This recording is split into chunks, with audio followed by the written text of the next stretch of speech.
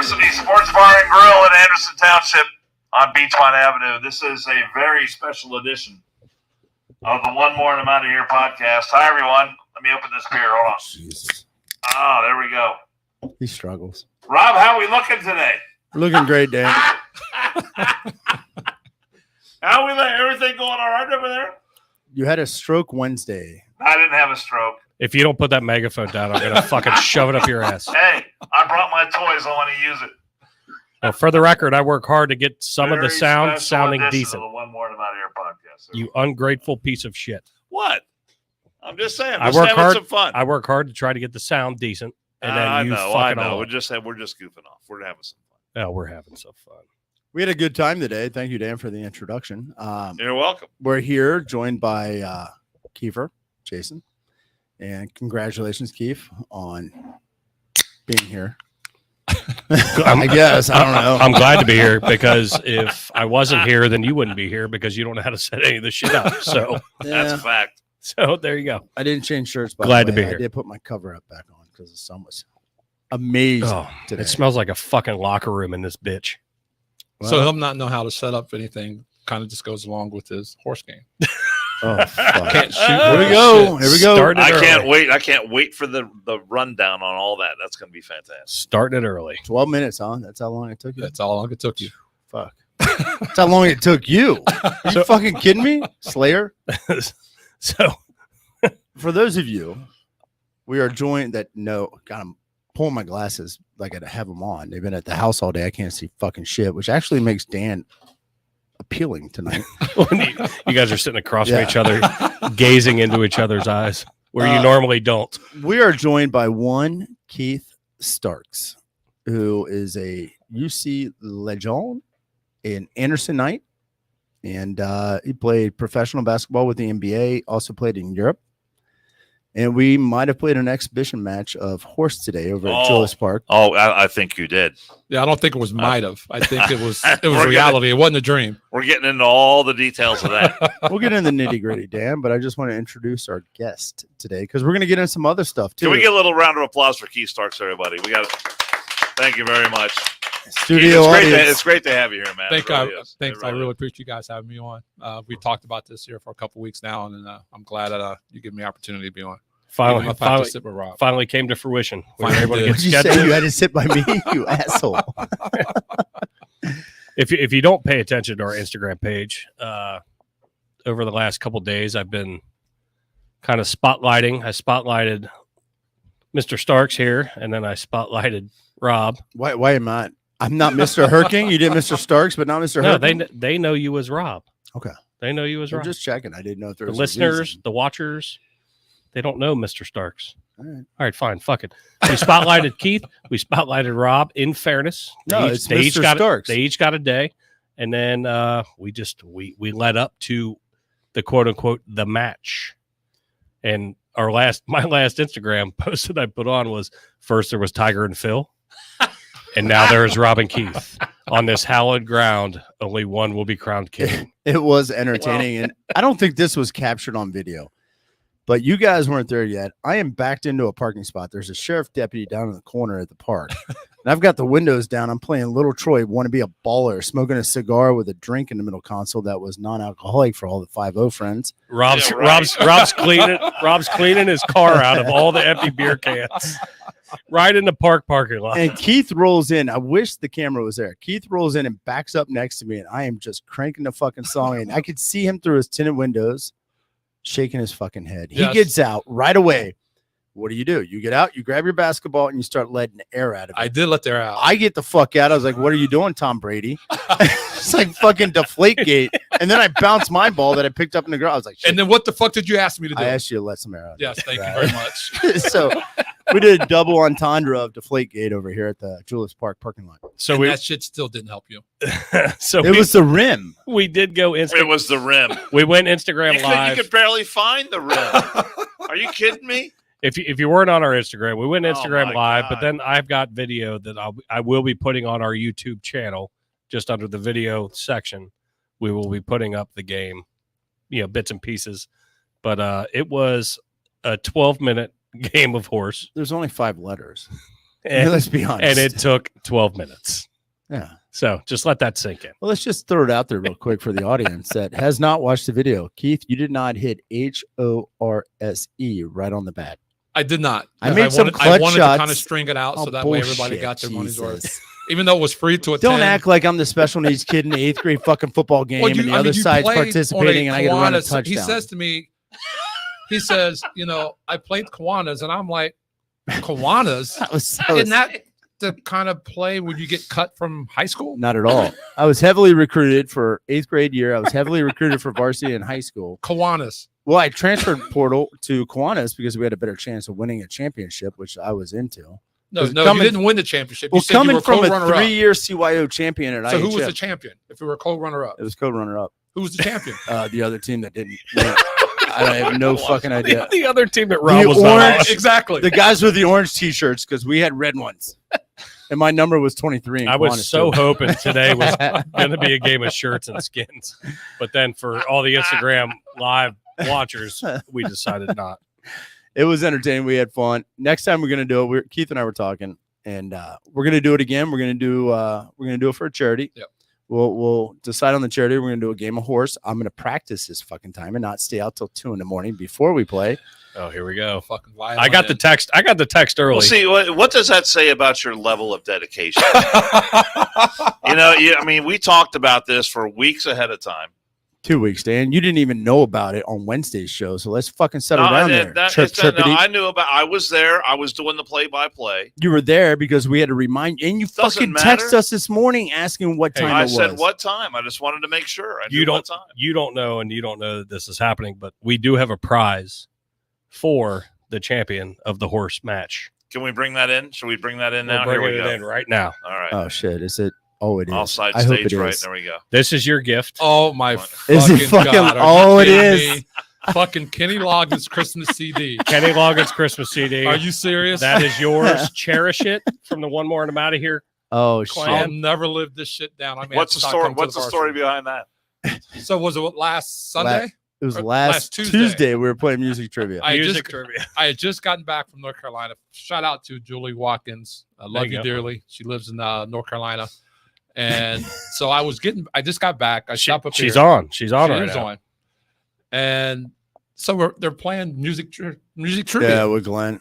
And, no big deal. They're naming off songs and fucking Kenny Loggins Christmas song comes on. Oh, I've listened to it 1,000 times. Dude, there was not even a second. It wasn't a hesitation. I'm like, oh, this is Kenny Loggins. If you could picture a 6'8" black man prancing around the bar as quick, like he's walking on air, Kenny Loggins. Keith, we all looked at each other like, what the fuck? Keith's typing in the answer via text. I'm just staring at him like, fuck, what is wrong with you? That obviously stirred something deep within you. I did, because now I can't live this shit down because this I asshole's at home playing Kenny Loggins songs with his fucking phone.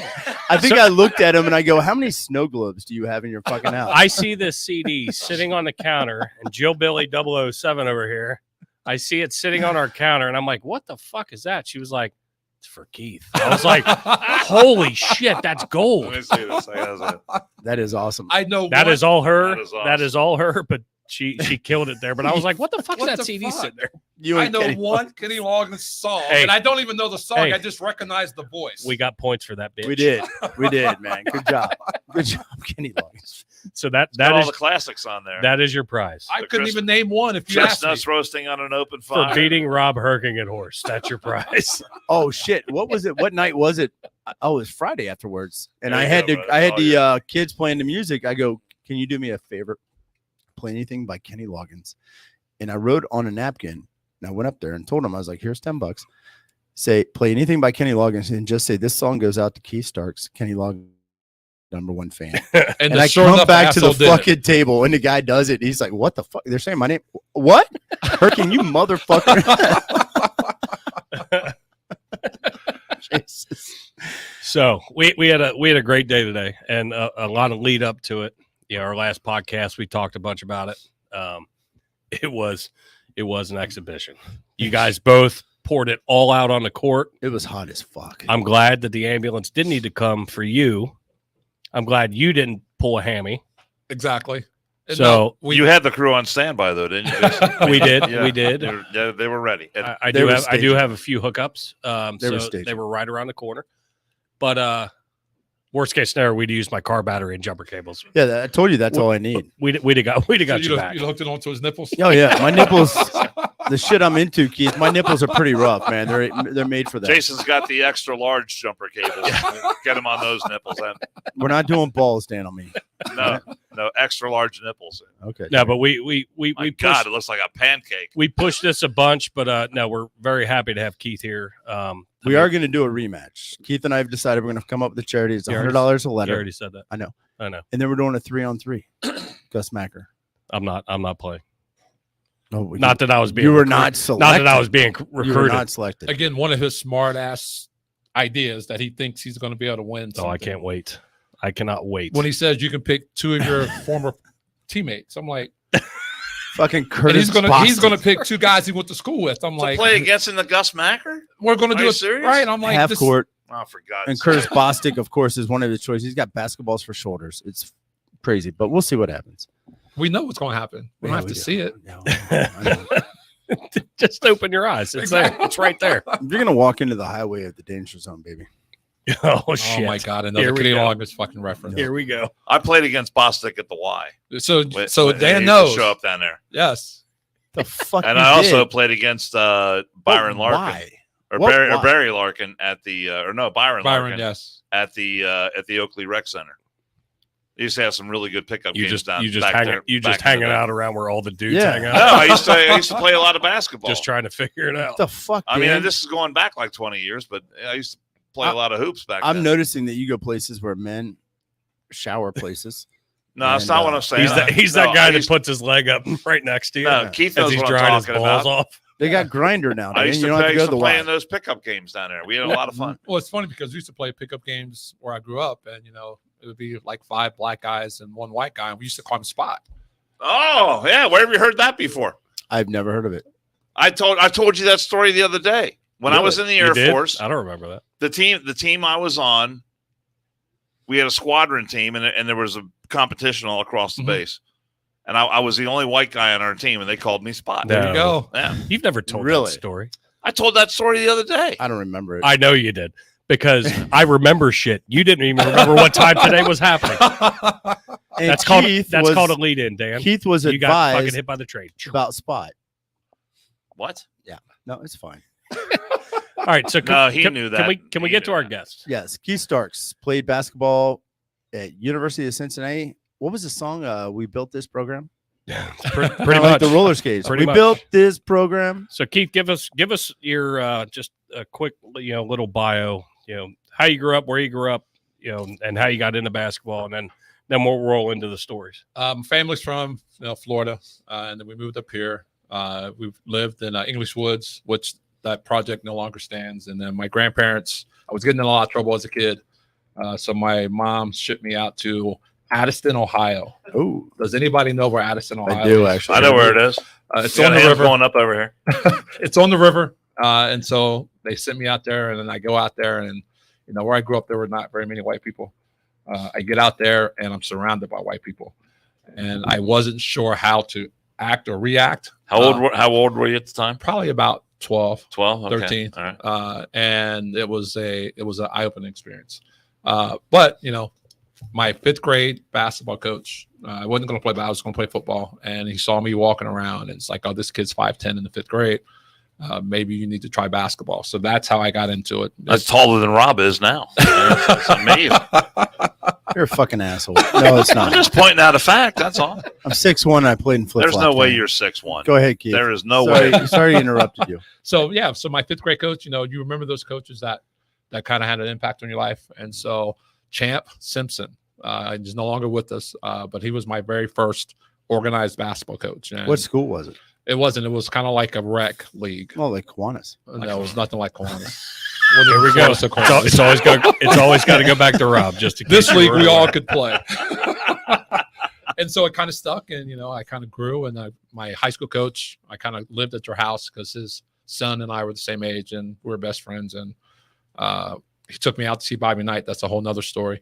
And he's like, Keith, either you're going to go to college, or you're going to work at a gas station.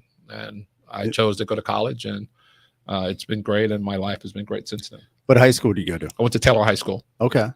It's too bad, but good job. You made it in the And UC. where'd you go, to Turpin? Seriously? I did. That's because I went to McNick one year. They asked me not to come back. So I Or had to did go you to Turpin. flunk out of McNick? Or No, did I you should get have kicked flunked out of fucking Turpin too. I had a 1.9 GPA. Let's be honest. But McNick asked me not to come back after freshman year, so I had to go to Turpin. And now he's your attorney, See, hurricane-law.com. That's a high school Exactly. with standards. Well, second chances, baby. Top 40 in my business class. I don't know. Five in law I made it school. through 4 years. So of go McNick, so go that's all through I'm saying. go through like your basketball, high school basketball, and like how you get recruited. Like go through some of those types of stories that people may not know, Well, like how that process works. Well, recruiting 25 years ago is totally different than recruiting is now. My first recruiting trip, I go to Austin P because for some reason they were playing Xavier up here, and they used our high school to practice. And we just played Finneytown. I had a great game. I was like 20-20 my sophomore year. So that was actually my first offer was from Austin P University my sophomore year. But like I said, the recruiting process is different. There were no cell phones. There were no text messaging. Coaches actually had to get out and see kids in high school. Nowadays, you don't really see, unless, it's a 5-star recruit, you really don't see college coaches in high school games because they can go to an AAU tournament and see 700 kids in a weekend. Well, then why are they on the road so much then? There's so many tournaments. But now the NCAA has kind of cracked down. So now there's only like 2 or 3 live periods. Is that what they're doing? They're going to the showcase tournaments and the AAUs and all that? Yes. All that kind of stuff. Because, you go to that event. Like the EYB, like my son right now is playing the EYBL tournament down in Augusta, Georgia. What is EYBL? It's the Nike version Okay. of, all the Nike sponsored teams. And All there's not a lot of them. So I think, FYI, to give Rob a little bit of credit here, TJR, one of our valued watchers, listeners, said the Kiwanis basketball program is one of the highest ranked in the Pancake Feed League. Sure was. So I just have to give kudos to Rob. No, I mean, I'm just listening to Keith talk about his status with the recruiting. It kind of reminiscent of me when I came out of 8th grade. No. The high school coaches and shit. No, there's no similarity. It was. None whatsoever. All right, so continue. I'm sorry. Please. it's just different, coaches now now that they limit the number of text messages, but they can call you, they can text you. I remember getting a call from UCLA into my junior year, and it was on the rotary phone, and we talked for hours. And actually UCLA was my first choice. This was the phone at home. This was the phone at home Yeah. on the wall, and we talked for hours. How did they get your phone number back? No, he then? carried it around in his fucking car. I know. I'm just saying. home. I'm just saying. There was a time that was the way you got a phone call. The phone in the kitchen rang, and you. It's for you, Keith. It's for you. Exactly. Yeah. But back then, they send you questionnaires, and you had to fill out the questionnaire and send it back. Now they still do it, but it's a little bit different now because you can go online, and fill out a questionnaire. So back then it was all paper, and all of my letters got sent to my high school coach, and then he would forward them on to me. And my grandparents, they were Jehovah's Witnesses, so they really didn't have a whole lot of interaction they just didn't really care. Not to a fault. That's just how they thought. So. Right. My high school coach handled all of my recruiting for me. That's cool. And it worked out. Now, Austin P. First of all, every time I hear that, I think Golden Shower by a guy named Austin. Seriously.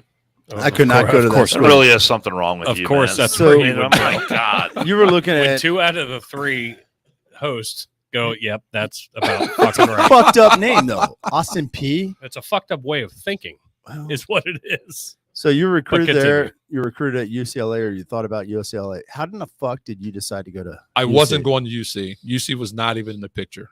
Actually, to be honest with you, I was looking to go into Xavier until Bob Stack left. Really? Yeah. Xavier was number 1 on my list. Why? Because I love Mike Sussely. he reached out to me every game. I had something in the mail from him. Great game, handwritten notes. So that's where I wanted to go. But then when Bob Stack left and Pete Gillen came in, we just did not see eye to eye at all. He left Xavier eventually and went to Wake Forest. Is that the next move that? No, Pete that was did? Skip Prosser that went to Was Wake it Prosser? Forest. I'm not sure where Gillen Well, went. Pete Gillen had such a good run at Xavier. Do you have any regrets about that at all? No, because it came down between myself and Tyrone Hill. Uh-huh. And that's where they went with their recruiting. And so like I said, UC wasn't even in the picture at all. And how long had Hugs been at UC before? I was there. I was already there when he got there. Oh fuck. Yeah. When So did Hugs He come got in? there 89. 89. So it's funny. It's a funny story about Bob. He was at Akron. I'm in high school. And back then they came to your high school. You met in the library and they talked to you in the library. And so we're sitting there and he's giving me a spiel about Akron. And I'm like, Coach, I appreciate you coming down here from Akron, but Akron to me is no different than being in Addison. So I'm going to trade Addison in for Akron. Like, there's no way I'm going to go to Akron. Same thing with I've been to Akron. You're right about that. Chances are you'd never been to Akron at that point. Exactly. I hadn't been. You were 100%. Akron's a shithole. Oh, fuck. He said it first. He said it first. I We had a said what? bet. We actually had a bet. Who was going to say 100% first? Did I say it? You said it. All right, Everybody there drink, you go. motherfucker. 100%. Have you guys been to Akron? Yeah, it's a shithole. It's a Rich has shithole. been Are there. the Yeah, tires shithole. cheaper in Akron at Tire Discounter? It's a shithole. It's a shithole. I mean, that's a legit question. I need to. And even back then in what we're talking about, what late 80s, 86, 85. Yeah, it was more of a shithole. then. Yes. Yeah. So there was no way I was going to Akron. And then Steve Moeller was at Mississippi State.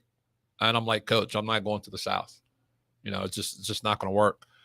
So then Hugs gets hired and we're having our individual meetings. And first of all, when we had our big team meeting, he comes in and he drops the hammer. You're not going to miss class. You motherfuckers are going to, and this is exactly what he's saying. You motherfuckers are going to do what I tell you to do, and you're going to do it my way, or, you're going to kick you out of school. And no one took him serious until Elnardo Gibbons. I don't know if you remember Elnardo Gibbons. I do remember that name. He was our co-MVP the year before under Coach Yates last year with Cedric Glover. He missed a summer class, and Hugs caught him in the office and kicked him off the team. How about that? And I so just like that. at that point, we're like, oh, shit, this guy's for real. He will. I mean, if he's going to kick our MVP and on paper our best player off our team because he missed a summer class, we're like, this guy's for real. What was your thought at the time, though? I mean, did you like that, appreciate it, or you're like, fuck? I'm like, this guy's fucking crazy. And let me just stop you right there, because This guy's fucking there crazy. was a time when Huggins started becoming a big time personality, not just in Cincinnati but across the country.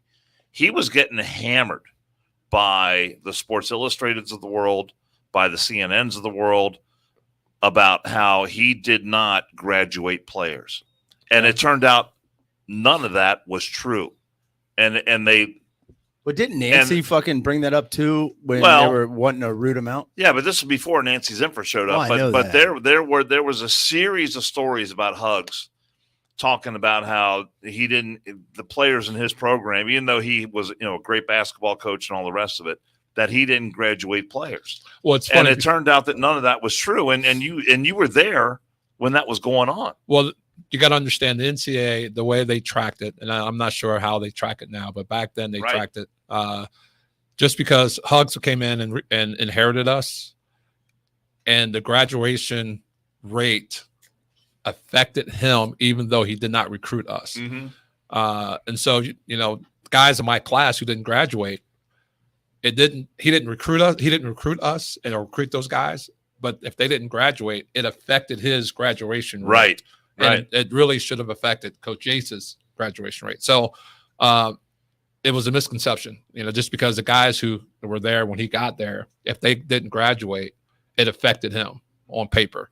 So yeah, so he took a backlash because all of the media outlets are saying he doesn't graduate players. They come to school there and they just play.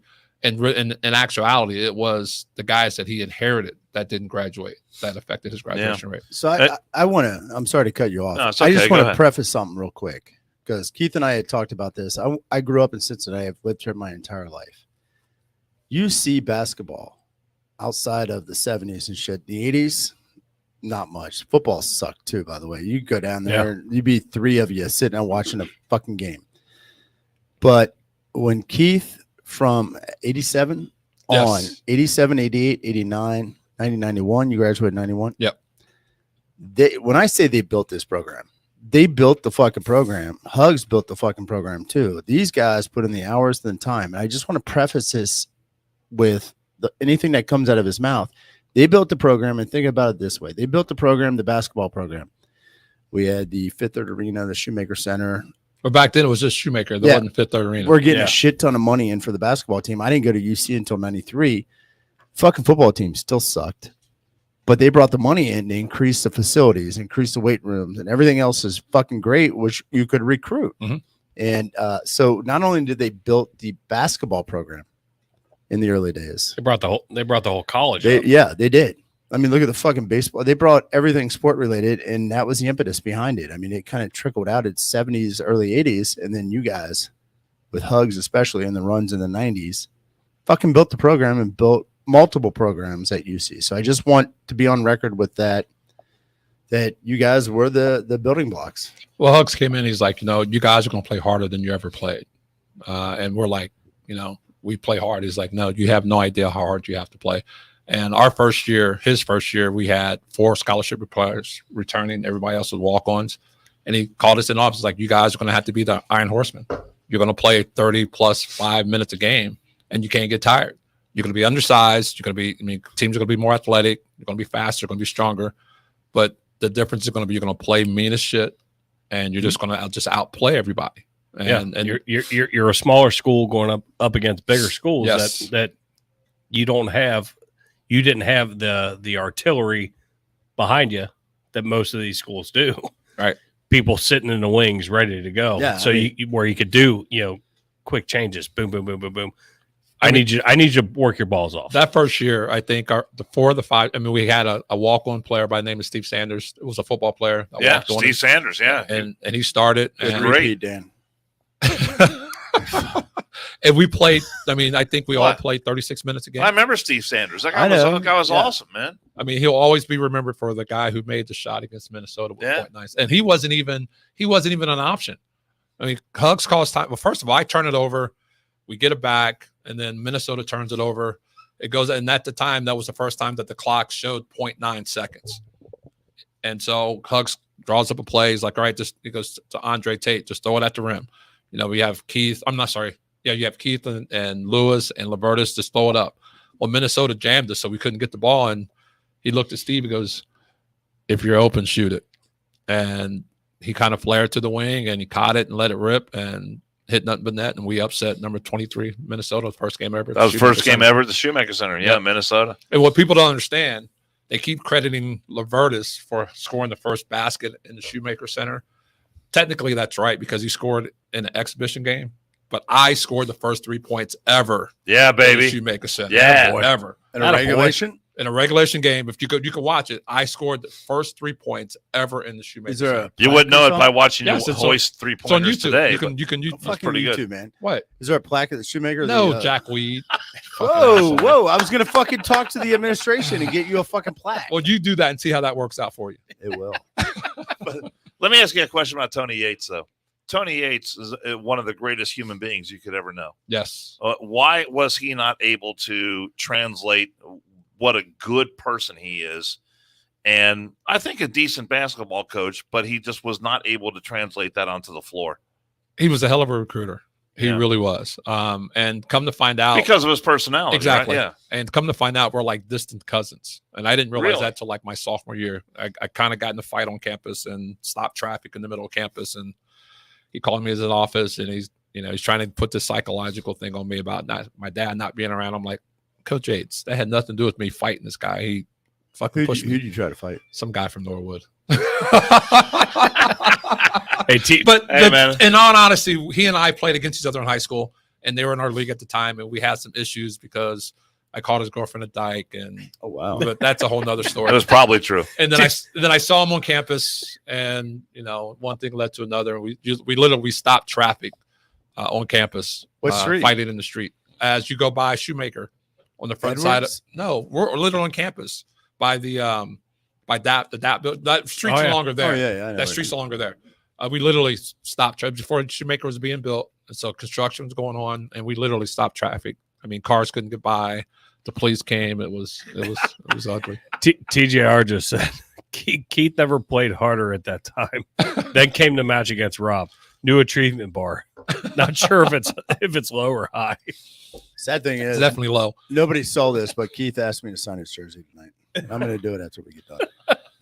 But to get back to Coach Yates, I Yes. mean, I just think, we had a collection of talent. I'll never forget playing Louisville down there. And Coach Crum looked at me before the game. We were kind of talking. And he was like, there's no reason why you guys should not be winning this league. I mean, talent-wise, that my sophomore year, it was Roger McClendon, Cedric Glover, Steve Jackson, Coach Leonard May. I mean, we were loaded. Donnie Rule, Jeff Flynn. I mean, we were loaded. We just, for some reason, we just couldn't put it together. Yeah. We're under 500. We just couldn't put it together. But he was a great guy. I just don't think the X's and O's.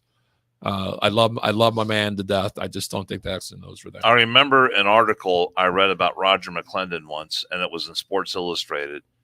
And they said, whoever wrote the article wrote that Roger McClendon is a guy who could pitch a key in a lock from across the room.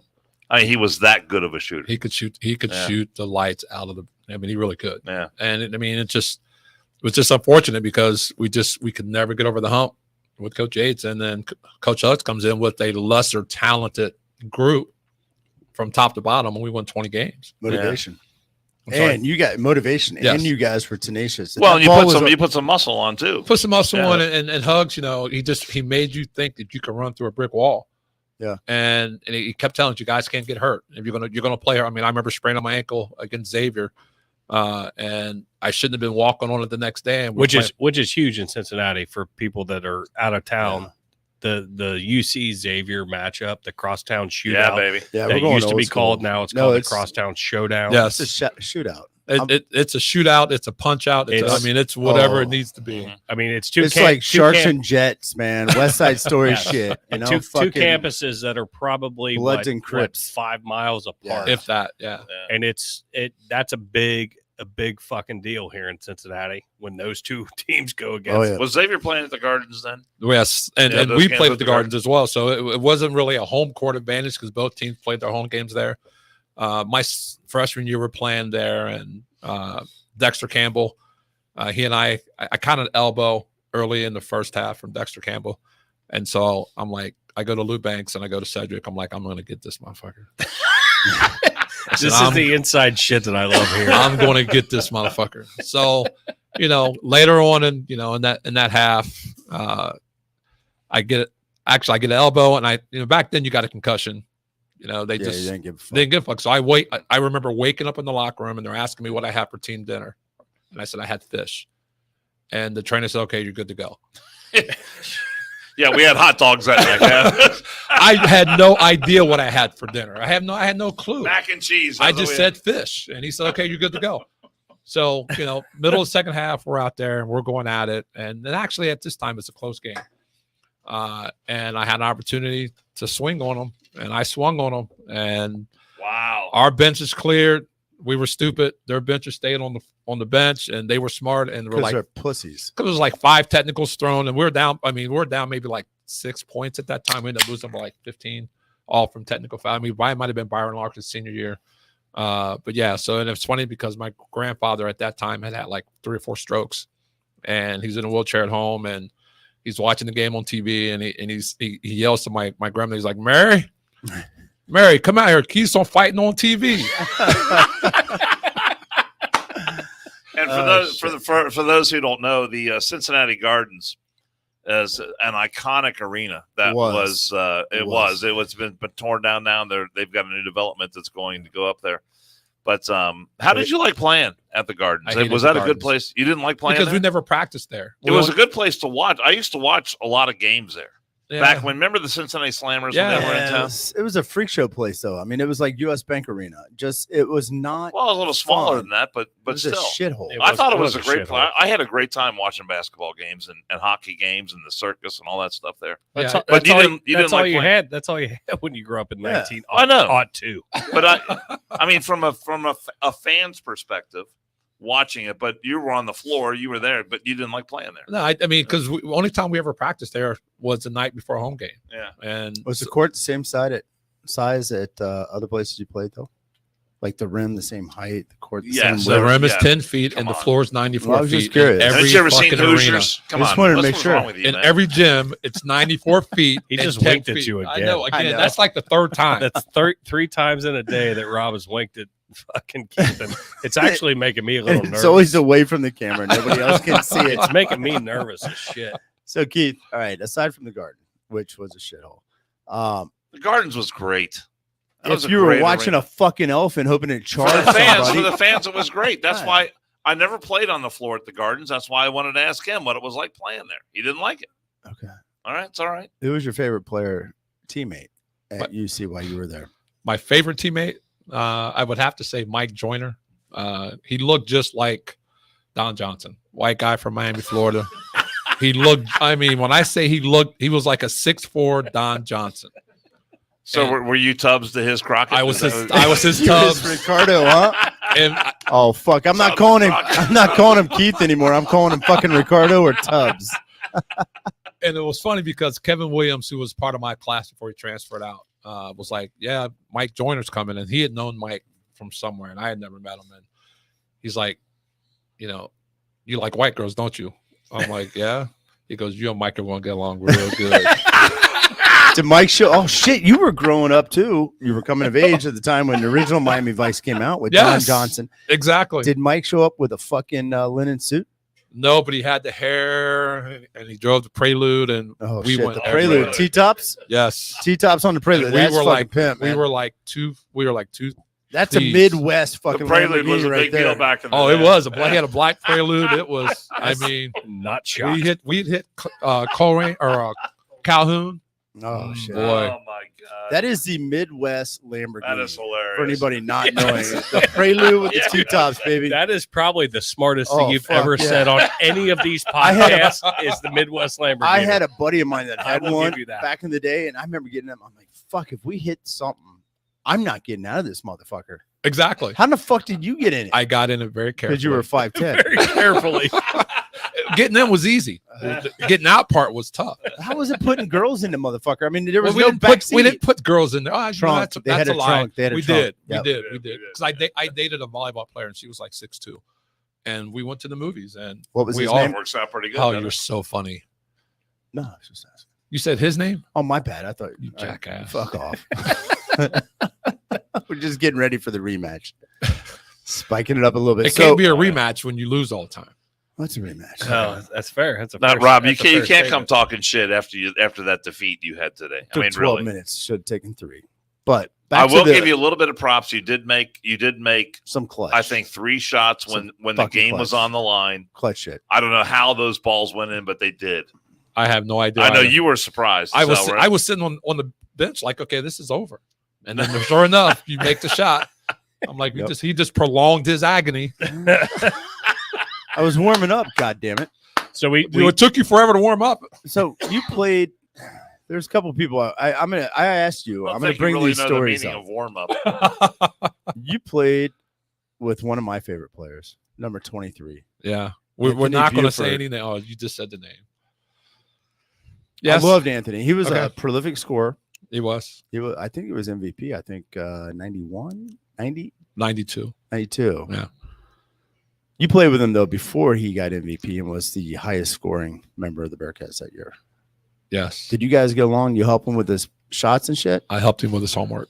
Okay. No, Anthony and I did not get along. That is no secret. If he walked in here right now, we wouldn't speak to each other.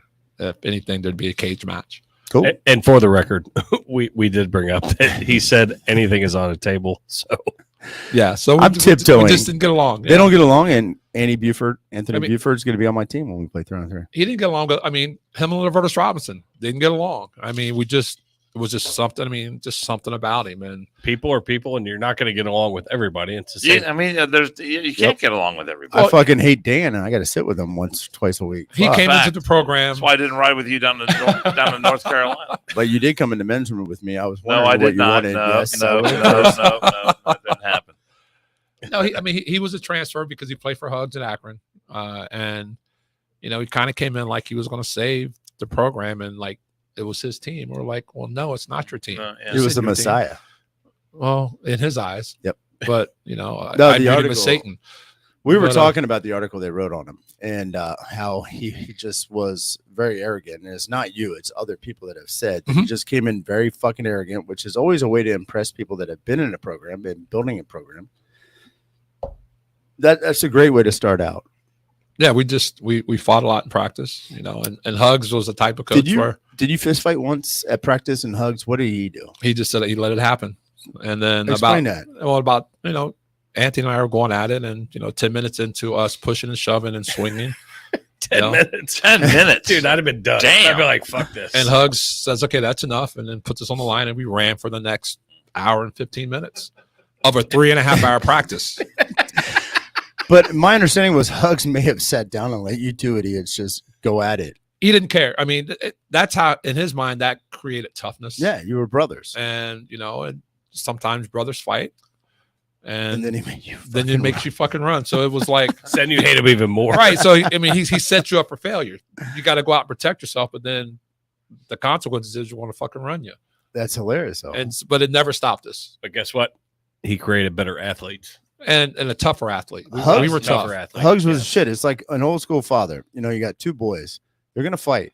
And the boys are going to fight. The dad's just going to fucking let it happen. When they're worn out, the dad's ain't going to fucking whip your ass with a switch or something. And think about it, after fighting with each other for 3.5 hours for 4 days, and then you go down to Memphis and you got to play, a soft ass Memphis team. Now we're going down and we're fighting. I mean, it's a backyard brawl, and now we're happy to be beating up on someone else rather than fighting each other. Yeah. Did he ever do drills with you guys? Because I noticed with Hugs, and I love Huggins. I mean, my favorite coach almost hit me with his fucking car when I was a sophomore on campus. To Kiwanis? No, I was walking around Nippert, and he was fucking hauling ass in. Yeah, if he would, you would have been glad of it if he would have. I wasn't paying attention. I don't think he was paying attention. All I've heard this whole week is about Kiwanis, so I didn't know if it was Kiwanis or if you were just on campus. Hugs did recruit me when I was in Kiwanis, but Yes. nonetheless, he That's a lie. screeched his That's tires. not true. That you being recruited by Hugs that never happened. No, there were phone calls. Let's Rotary dial. let's clear that up. Let's clear it up. They called my rotary dial on my car. There's no way that ever happened. Fucking idiot. There's no way that ever happened. He squealed the brakes. I stopped, not paying attention. He squealed the brakes? Well, he fucking slammed on the goddamn brakes. That's when you know the story's false. He squealed the brakes. You know what I mean? He almost fucking hit me. We just looked at each other. Can we get back to reality? And I went, Coach. So the question I was going to do, if you'd fucking shut the fuck up there, Bugle Boy. The question was, did Hugs ever take the ball? And... God, I hope you hear that behind your car on the way home tonight. Did Hugs ever take the ball and just roll it out midfield line, mid-court line? And have you guys lined up and whoever gets the ball? Kind of like kill the man. No, we didn't do that, but because you guys were fucking tenacious when that ball was loose. UC guys are flying fucking everywhere. If you didn't go after a loose ball, then you ran the Nippert steps. Oh fuck! Or you got up the next morning and ran 5 miles, and no one wanted to run the Nippert steps. Was like kryptonite. Yes, you didn't want to run the steps at Nippert, and it wasn't like you're going to run up and then come back down and be done. You were running the Nippert steps. All of them. But it had to be before class, so that's at 6 o'clock in the morning. I've walked up and down those steps. Walking those steps sucks. Yes. Running those steps has got to be even worse. And again, anybody that's not from Cincinnati. So either dive for the ball or run the steps. I'd fucking. I'm not the brightest guy in the world, but I'm diving for a ball. And if I break my arm or break my nose, it will heal. I'm not running different steps. I'm hoping for a foot. That way I don't have to run the steps. Yeah. You remember back in the day, and this is fucked up. Have you ever seen steeper steps in your life? At Nippert? No. Yeah. Well, let me rephrase that. There were some steep steps over in Covington, right down the street from Covcath. My son had to run them because he was at Covcath, and it was 173 steps straight up. Oh. But I don't know. I'd rather do that than run the steps at Nippert suck. Yes. That's a horrible. Steps suck. That stadium. That's why I sleep downstairs on the couch. Those 12 steps up to the fucking bedroom. So at this time when you're at USC, I want to hear about your relationship with Mick Cronin. Was he an assistant for Hugs at this time, or how did you get to meet Mick Cronin? I knew Mick growing up in high school because his dad, Hep, was the head coach at Oak Hills, and our school districts were adjoining. Didn't he play at LaSalle, though? He did play at LaSalle. He was at Oak Hills for 1 year, and then his dad got fired, or I don't know if he got fired if he left, and then he went to LaSalle, and he graduated and played LaSalle. All right. But I've known Mick forever. So you guys are the same age? He's like 2 years younger than I am. All right. But when I was in school, Mick, about 7 feet shorter. Mick was always around, and so we would hang out. And actually, he started hanging out with Lou Banks, and then Mick and I kind of, being both West Side guys, we just kind of hung out, and there were some things about Mick that I'd have to text him and get a disclosure to see if it was okay for me to tell some of these stories. But let's just say we had a great time. And I will tell this one story. We were driving back from Waterfront, and we had a lot to drink. And a buddy of mine was dating a girl with one arm, and we were trying to get away from her. And if you could see Mick in the passenger side talking and describing how this girl was driving this car, it was the funniest shit that I had ever seen or ever been a part of. And he's shaking her like she's driving like this. She's doing all this. I'm like, Mick, you're going to hell. Bethany Hamilton. You're going to hell. But yeah, like I said, I mean, we lived together in Northgate. I went to France to go play, and I had an apartment in Northgate, and he stayed in my apartment while I was gone. We have mutual friends, the Mathis brothers, Mike Mathis, who's a former NBA official, and who lives in Anderson. Mike Mathis. Yeah, I know Mike. Yeah. His sons, we all kind of hung out together. So, Yeah. And Brian Neal, who Brian Neal? who we adopted. Yeah, I know Brian Neal. Yeah, so Yeah, we all hung out together. No, I'm just pretending Yeah. I'm like Dan. And He played repeated the name you he played said. at Penn State. Okay. And went to Purcell. I'm just repeating the name you say. Jesus. Just Oh, so I I can know, be involved. everyone knows Mike Mathis, but Sure do, Dan. when it comes to Mick Cronin, he's the guy that took over when Hubbs left, and there was so much controversy about that he wasn't the right guy, and I think that he showed that he was the right guy to That's take right. over. We got that championship. But Mick, I mean, the way he ran the program, there was never a question about anything, any funny business, anything that wasn't done the right way. I think he recruited the kind of guys that were hard nosed and were going to doing things the right way. There was never any question about anything illegal or funny or anything like that. And look at him now. I mean, he's a head coach at UCLA, making millions, and I mean that guy is just a real success story. I think. I think it's a combination of Rick Pitino and Bob Huggins. And I think when he got back here, he kind of molded the two. Both coaches coached tough kids. He had the opportunity of learning under Hugs and then going to Louisville and learning under Rick Pitino, who was arguably one of the better coaches at that time, one of the better coaches in college basketball. And so he kind of molded the two. And Is that before Pitino went to Boston? I can't remember. that was he was no, at Boston, right? I can't remember either. yeah, I can't remember. I don't know if he was at Boston and came back, went to Louisville, and then went to Kentucky. But he's taking Midwest basketball to California, and everybody said it would never work, It is working. and it is working. Yeah. It's just like the West Coast offense in football coming over into to the eastern side of the United States. Oh, you can't do West Coast football. It's the same thing. Like if you're not used to it and you don't know how this is going to work, you're afraid of what you don't know. Right, and especially when other teams aren't doing it. So now you're the blueprint of how to build a tough team on the West Coast, because let's just be honest. West Coast basketball for the most part is all about finesse. And he goes out there and he's like, you know what? We're just going to roll up our sleeves. And UCLA is not finessing teams. no, not at all. They are grinding it out, and they're Yeah. beating you up, and they're playing hard. And if you don't come and play physically, they're gonna dominate you. And they don't have to make a lot of shots to dominate you. See, I think that's what Marvin Lewis was about when he was here with the Bengals. He was all about finesse. Yep. And I mean, that got you to a certain point, but it didn't get you over the hump. Right. And when you got to the playoffs, finesse is You throw it out the window. That's the third or fourth concern. Yep. And they were getting they were smashed in the mouth. Yep. And I kind of think it's like dating in the Midwest. I mean, you can only finesse a woman so much, and then you got to fucking smack it around. How do a you little go bit. from talking about toughness I was just making an analogy. to of finesse parable. with women? this is the way his mind works. How you're getting a tutorial on this. how are right you now, yeah. not? You've got a text message from him. I so have, you and I try to understand. ignore a lot of them. You understand how it works. You enjoy it. I do. Have you ever been approached by Mick in regards, Keith? Why don't you come out and help me at UCLA? I don't want that rat race of being a college coach. I Right. mean, it's a lot. It I mean, is. you're traveling all over the country, and you're trying to convince Mhm. 18 to 22-year-olds, because your livelihood is, it's based on the performance of 18 to 22-year-olds. What if he was coaching the women's basketball team? Wow, how would that be different? Well, you talked about in the beginning of the podcast tonight. It's a fucking legit question. I don't understand how you talked about how it's so much different 18 now to than 22-year-old people than when you were being recruited. People help people. Do a little compare and contrast from when you were recruited to where it is now with the NIL and everything else that's going on. Well, that's funny because the last time I actually talked to Hugs, we were in Birmingham, Alabama. My son was playing in the Adidas sponsored tournament down there, and I asked him. We talked about that. When the NIL had just come out, and we're talking about how that's going to work. And he's like, Keith, the college presidents aren't happy with the NIL because right now it's just a free for all, and the money that they used to be able to control, they can't control anymore because it doesn't have to flow through them.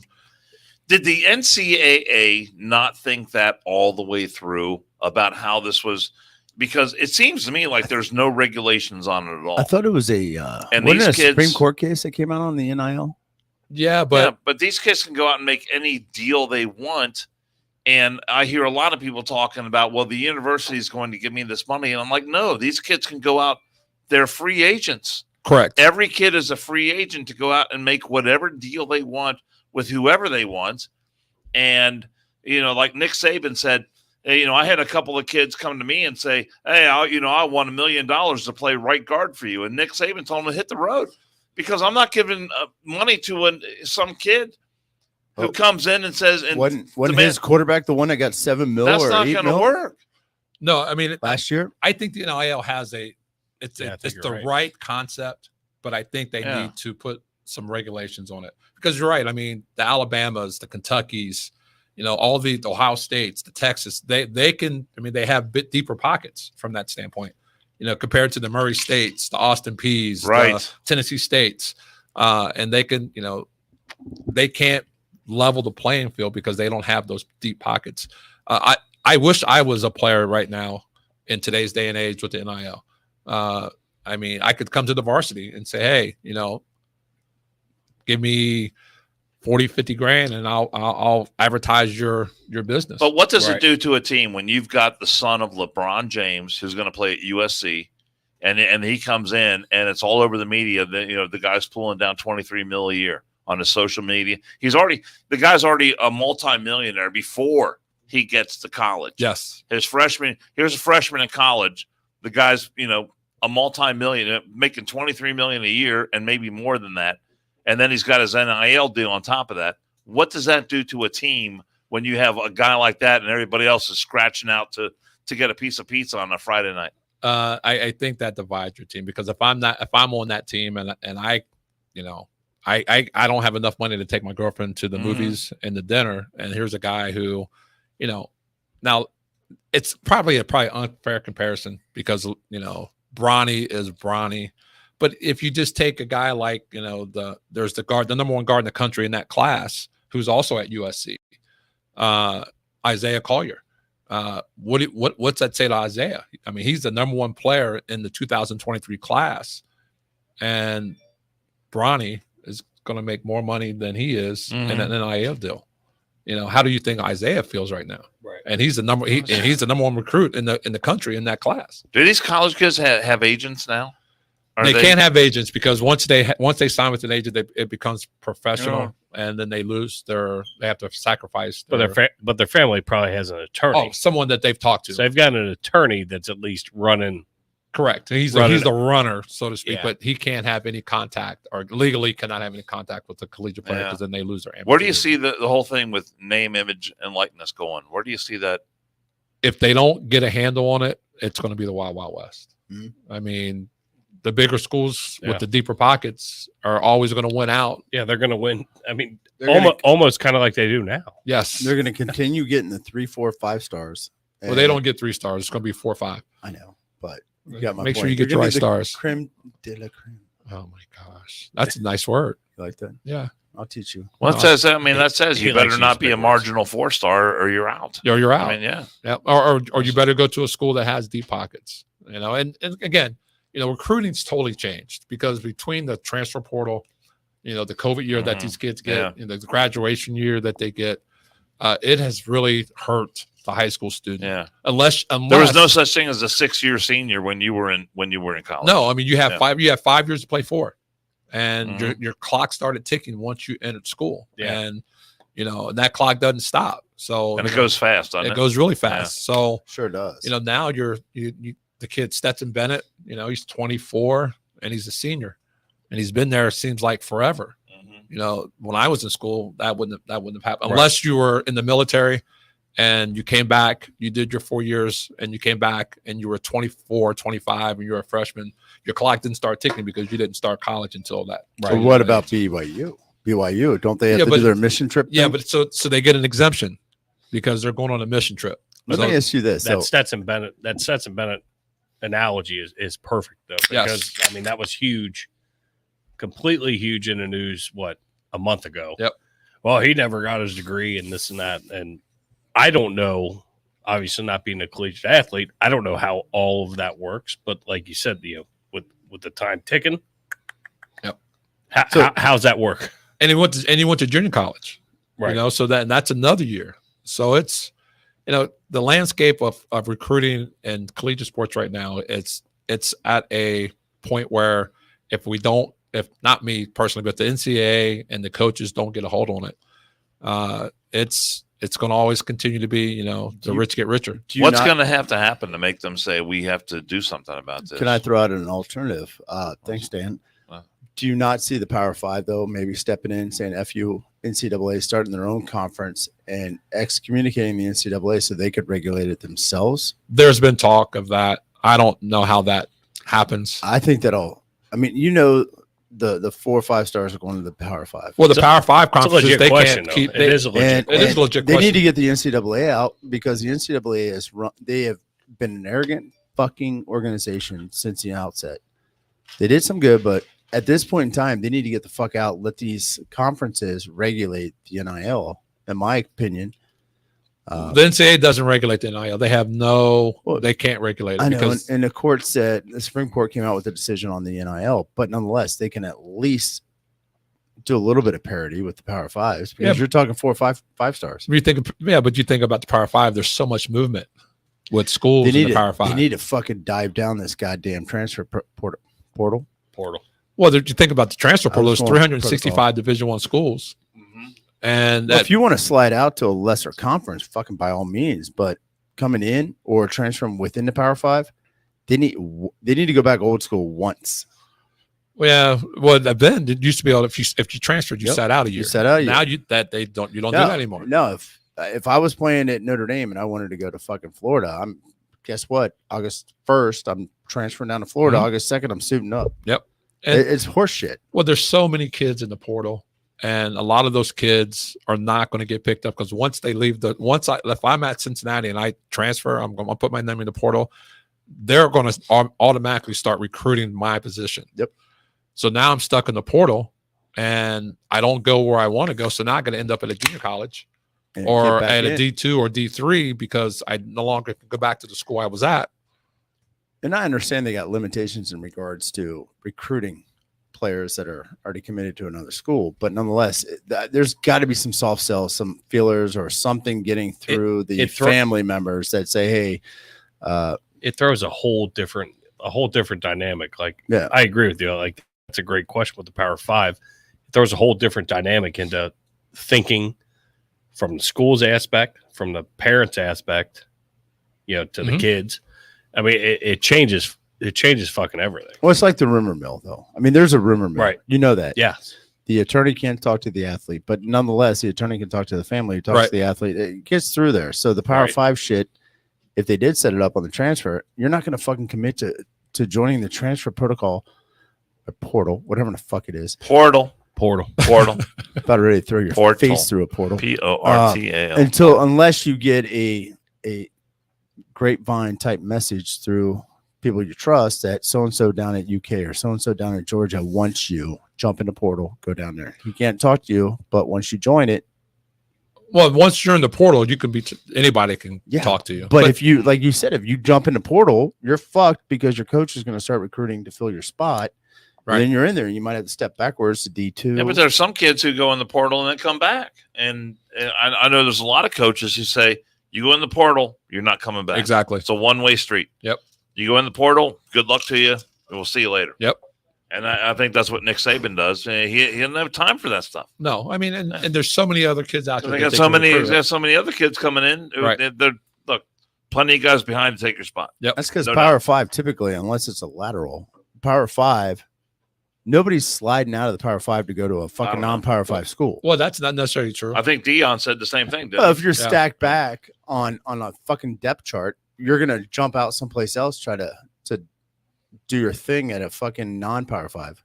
No, I agree. I mean, if I'm at USC and I jump in the portal and I think I can go to Illinois State and have a great career and opportunity to play at the next level, then again, You're gonna look at supply demand. I just think a lot of these kids are getting bad advice. I'm gonna throw a quick break in, so that way we can talk about our buddy Randy Corbett. Oh, Randy Corbett Graphics, and you see the banner right above Jason's head there. Corbett Graphics made that for us. And if you have any signage needs at all, say like if you're in the real estate business, Yes, you sir. know, if you have, you might have signage needs. Our buddy Randy Corbett at Corbett Graphics is a guy you want to Paycor Stadium. If you've been to TQL Stadium, if you've been to the Fifth Third Arena at UC. You've seen his work, and his work is tremendous. It's been in high schools all over the tri-state. So contact Randy Corbett and Corbett Graphics, and you can find them on Twitter and Facebook. Corbett Graphics, CorbettGraphics.com, and from original artwork to design to installation, Corbett Graphics can do it all for you. And all you have to do is look them up on the internet. CorbettGraphics.com, enhancing your success. We actually have a presentation to you as being a guest. Let's do it. Oh, another on our president. show. Is it Kenny Loggins' It's- 8-track? It's greatest hits, man. It might be slightly better than It's literally just a cassette single of Danger Zone. We saw the ride you rolled in, man. We know it's 8-track. You can come out front. We got Rich from Engraved in USA. Rich, how you doing, buddy? I'm doing well, guys. How are I'm you? glad to see you. Good seeing you guys. Lean yourself in. Thanks for Lean inviting yourself in. Say hi. There's Rich. Get up there, say hello. How are you guys? There he is. Hey, how's it going, guys? Keith, on behalf of everybody at Engraved in USA, Tanya, Tammy, Tim, and myself, as well as Jeff, we'd like to present this to you as a token of our gratitude and beating this fine young gentleman here. It didn't take much for me to do that, but I appreciate the gift. Am I allowed to open it up on? Yes. Sure, go Please ahead. do. Please do. Yeah, I think you'll like it. we like to come out here with our friends at the One More and I'm Out of Here podcast and present all their guests with a token of our friendship with the podcast. And I like this. I don't drink beer, but I can see a lot of Absolute Citron and Sprite being Absolutely. drank out of this. it'll keep And it look- nice and look and at the cold other on side. these or some, maybe Look some at that. coffee. Oh, that's even better. How I about like that? that. I like that. Here, can camera see that? Can they see that? Yep. Yeah, it's got the See UC. Paul It's got the with C my Paul year, on it. my yeah. name. told you to put Buford on there. Oh my God, this jackass. I See, I must have you, misspelled it. you would fuck up a wet dream. If it was yours, I would. I'll haunt you. Keith, thank you very much for Thank you, allowing sir. us I to be appreciate here. it. I appreciate it. Thank you. very much. Thank Nice you to work, our, Rich. Great job, I man. like that. Thank you. thank you to our friends at Engraved in USA. They do a great job Yeah, for us. They take care kill of it. us Those mugs are beautiful, tremendously man. well. They really do a beautiful job over there. This is a nice mug. I appreciate this. Thank you very much. We It have means a lot. podcasted at their facility. We're going to again, and we're going to bring Keith out there. Are you allowed in Butler County? No, Well, slink down to the back. We'll do it right outside Butler All right. County. just as long as we're in Warren, I'm good. All right. All right, so we're on the downhill side of the podcast here, and Keith, before we go, I told you when we were out in the bar having a couple of cocktails earlier, I wanted to hear a good story about Chuck Mashock, and you set it up. I mean, Chuck Mashock was a good friend of Bob Huggins. I think it was Chuck. I mean, he was a head coach on his own. I think he was the only then- sportscaster I ever saw get a fucking technical. Yeah. I think he was head coach at Central Florida. Central Florida, yeah, I think he started that program Yeah, down and there. then he was And then an assistant coach at Ohio State. Yeah, and I think he was an assistant with Hugs at Akron, I think, and then came down here to Cincinnati, and Yep. and just one of the all-time classics. Give me one of your favorite stories about Chuck Mashock. Well, it's funny because Hugs gets hired, and we're like, Hugs is like, okay, we're going to hire this big man coach. So we're thinking, okay, I'm playing out of position anyway. I'm 6'8". I'm more of a 3-4, but Hugs' first year, I had to play the 5 because I was the tallest kid on the team. I'm 6'8", about 205, playing Garden, Purvis Ellison and those kind of guys. So it was like, okay, Purvis. We're going to bring in Coach Mayshock as your big man coach. And I'm thinking this Coach Mayshock's walking in. He's probably 6'4", 6'5", stocky, built. Here comes this 5'8", 5'9", ruspy, rough voice, financial advisor in his day job. He probably had gray hair at that time. He did have gray hair at that time. Did he have fucking hair? I don't remember him having much he hair. had gray hair. Similar to yours, actually. Well, if I was going bald, I would go yours. So we're doing some big man post up moves down at the other end. Guards are on one end, and he's like, we're not gonna. He goes, hey Bobby, we're not fucking with them guards. They're soft. I'm teaching these tough ass motherfuckers down here. And we're like, okay, whatever. So the manager is just, you have a pad, and you got to catch it between 2 pads, and you got to kind of go up, and the managers are kind of like hitting you with the pad, and they're supposed to be beating the shit out of you. Well, they're lightly touching us. And after about 10 minutes of this shit, Chuck says, you candy ass, get the fuck out of the way. And he grabs the pad and he starts beating us like we were his runaway kids trying to get out of the fucking house. He is beating the shit out of us. He's not just like, he's swinging the pad like he's trying to hit a home run. I'm like, who is this crazy fucking man? Do you have emphysema? Jesus Christ, it sounds like you have emphysema. I know, it's hilarious. I'm just laughing so hard. But that's who he was, and he was crazy as shit. Stroke last episode. Emphysema this episode. I'll be all right. I'm fine. But we had 20 minutes of this every single. I mean, we'd get to practice like, Hugs, are we doing big man drills today? Hell yeah! And is Coach Mayshock gonna be here? Please tell me he's got a client meeting.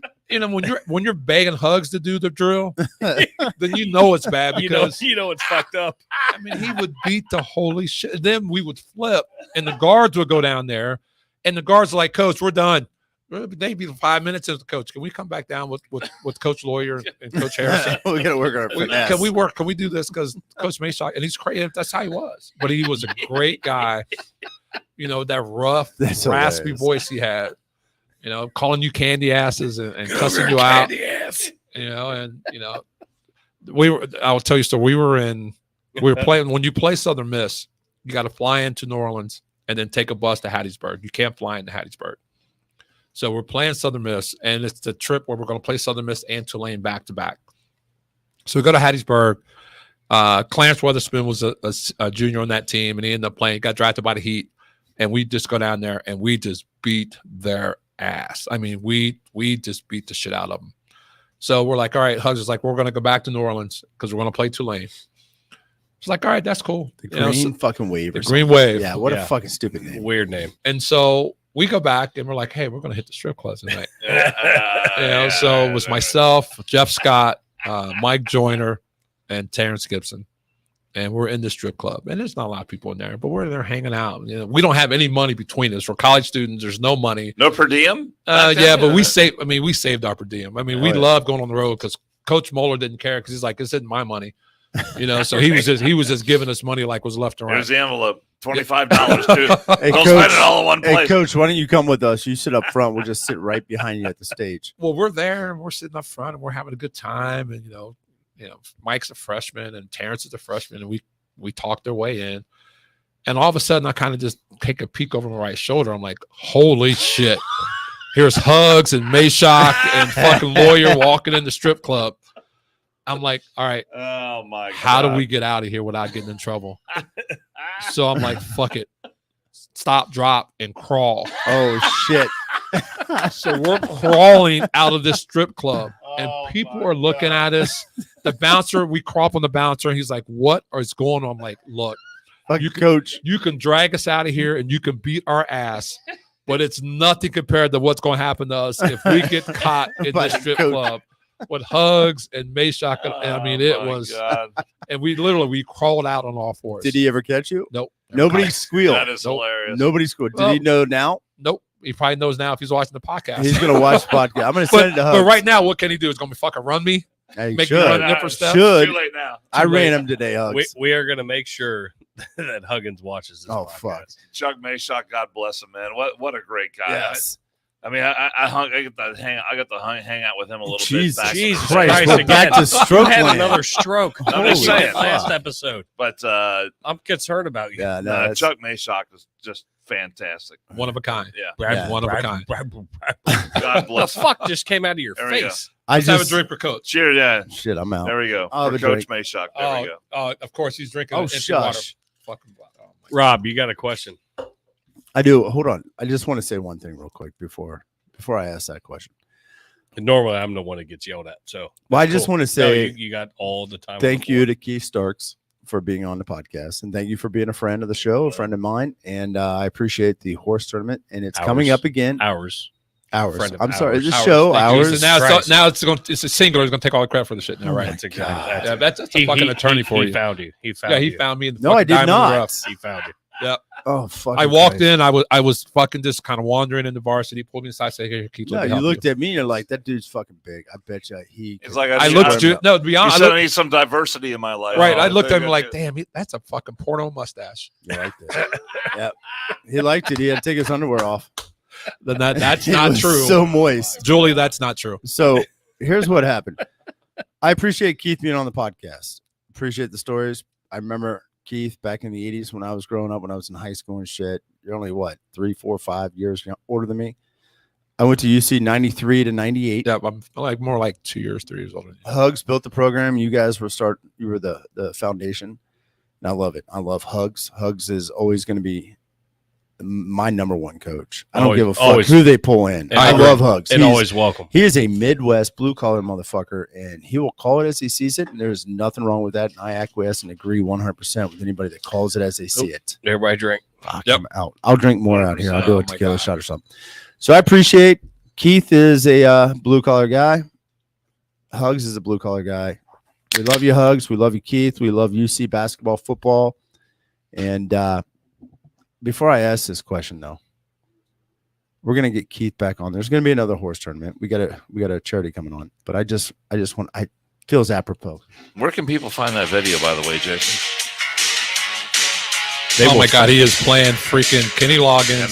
I know Danger what Zone. Danger Zone from fucking what is it? Top Gun. Top Gun. And they will find the videos of this horse tournament in our YouTube channel on the video section I'll never or live the this shorts. Keith is my goose. You're buddies with Tom Cruise, aren't you? down. Oh yeah. Yeah, I mean, so he's you're all tight- 5'2" of them. But there is one question. It's like Oh, it's at like least he could get a letter on you in horse, It's- though. Maybe. it's He like- might get it one. was- At least he get one. maybe it's like one. Jill. It's like Jill standing right next to you. Oh yeah, that's true. yeah. Kiefer's girlfriend is probably about what 4'11". Well, Slightly tall. Just out of a midget status. so Keith and I had talked about this exhaustively, and him and I are both perplexed by the idea of, and we need to know the answer, right, Keith? What's Dan. the question? Dan, do you fucking manscape?